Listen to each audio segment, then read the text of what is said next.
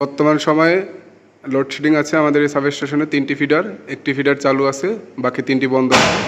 তো উৎপাদন অনুযায়ী বর্তমান সময়ে চাহিদা বেশি থাকার কারণে আমাদের লোডশেডিং করতে হচ্ছে, কারণ আমরা বরাদ্দ কম পাচ্ছি। যতটুকুই পাচ্ছি ততটুকুই পর্যায়ক্রমে ভাগ ভাগ করে সকলের মাঝে বিতরণ করতেছি।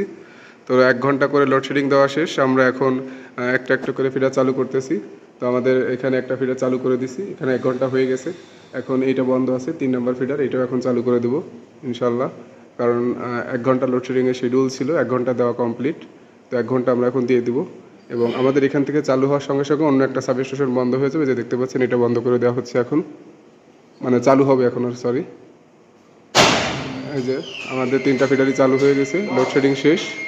এবং এই কর্নার আরও একটা ফিডার আছে যেটা এখন চালু করে দেওয়া হবে।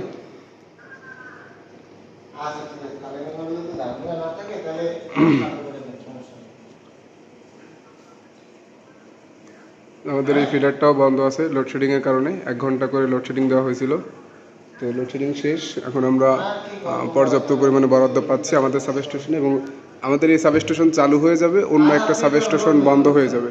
সেখানে যতগুলো গ্রাহক আছে তাদের বিদ্যুৎ সেবা বন্ধ হয়ে যাবে। তো দেখতে পাচ্ছেন চালু হয়ে গেল, গ্রাহক বিদ্যুৎ পেয়ে গেছে। এই যে বর্তমান সময় আমাদের সাবস্টেশনে ফোনে এসে কনফার্ম হচ্ছে আমাদের সহকর্মী, যে এখানে আপনারা দেখতে পাচ্ছেন প্রত্যেকটা ফিডারই চালু হয়ে গেছে এবং গ্রাহক বিদ্যুৎ পাচ্ছে। এইভাবে ঠিক 1 ঘন্টা এরা বিদ্যুৎ পাবে। 1 ঘন্টা বিদ্যুৎ পাওয়ার পরে ঠিক 1 ঘন্টা পরে আমরা আবার এই ফিডারগুলো বন্ধ করে দিব এবং লোডশেডিং করে দিব। কারণ বর্তমানে আমাদের উৎপাদন কম আছে এবং গ্রাহকের চাহিদা বেশি আছে, যার কারণে উৎপাদন কম থাকার কারণে আমরা বরাদ্দ কম পাচ্ছি। তার জন্য আমাদেরকে লোডশেডিং করতে হচ্ছে। সাময়িক অসুবিধার জন্য আমরা আন্তরিকভাবে দুঃখিত। ধন্যবাদ সবাইকে। আসসালামু আলাইকুম।